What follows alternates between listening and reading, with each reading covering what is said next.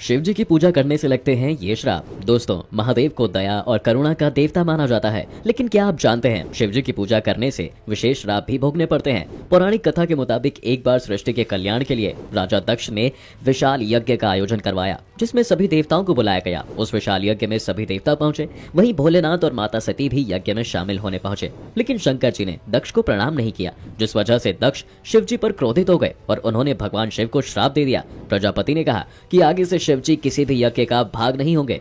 राजा दक्ष के इस श्राप से शिवगण नंदी भी क्रोधित हो गए और उन्होंने कहा कि जिस मुख से महादेव का अपमान किया है वह बकरे का हो जाएगा। इसके साथ ही दक्ष के सभी सहयोगियों को भोजन के लिए दर दर भीख मांगनी पड़ेगी। शिव जी के वाहन नंदी के इस श्राप से भृगु ऋषि भी क्रोध से लाल हो गए और क्रोध में आकर उन्होंने शिव भक्तों को श्राप दे दिया कि जो भी शिव की पूजा या व्रत करेगा वो शास्त्रों के खिलाफ माने जाएंगे। उन्हें भस्म लगाकर और जटा धारण करना होगा, वह सभी वेद शास्त्रों के विरुद्ध होंगे, उनको शमशान में रहना होगा।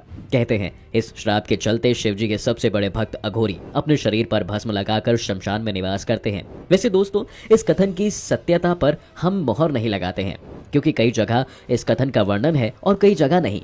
वहीं दोस्तों, क्या आपने कभी सोचा है कि शिवलिंग की आधी परिक्रमा क्यों की जाती है? बता दें कि शिव पुराण के साथ कई और शास्त्रों में शिवलिंग की आधी परिक्रमा करने का ही विधान बताया गया है। ऐसा करने के पीछे का कारण है, माना जाता है कि धार्मिक रूप से शिवलिंग को शिव और शक्ति दोनों की सम्मिलित ऊर्जा का प्रतीक माना जाता है। यही कारण है कि इसमें लगातार जल चढ़ाया जाता है, ताकि शिवलिंग की गर्म तासीर को सामान्य किया जा सके। इस जल को अत्यंत पवित्र माना जाता है और ये जल जिस मार्ग से निकलता है उसे निर्मली या जलाधारी कहा जाता है। शिवलिंग की जलहरी को भूलकर भी लांघना नहीं चाहिए, अन्यथा इससे घोर पाप लगता है। शिवलिंग की जलहरी को ऊर्जा और शक्ति का भंडार माना गया है। यदि परिक्रमा करते हुए इसे लांघ जाए तो मनुष्य को शारीरिक परेशानियों के साथ ही शारीरिक ऊर्जा की हानि का भी सामना करना पड़ सकता है। शिवलिंग की पूर्ण परिक्रमा से शरीर पर 5 तरह के विपरीत प्रभाव पड़ते हैं। इससे देवदत्त और धनंजय वायु के प्रभाव में रुकावट पैदा हो जाती है। इसी वजह से शारीरिक और मानसिक दोनों ही तरह का कष्ट उत्पन्न होता है। शिवलिंग की अर्धचंद्राकार प्रदक्षिणा ही हमेशा करनी चाहिए। शिवलिंग की परिक्रमा करने के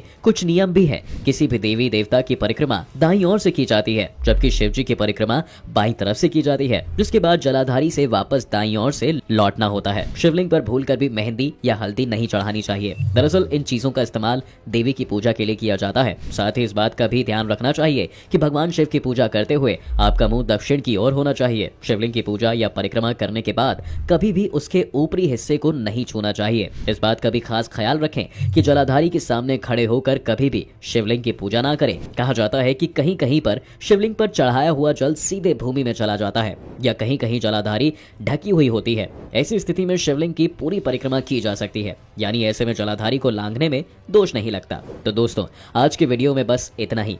अगर आप भोलेनाथ के सच्चे भक्त हैं तो कमेंट में जय भोलेनाथ जरूर लिखें।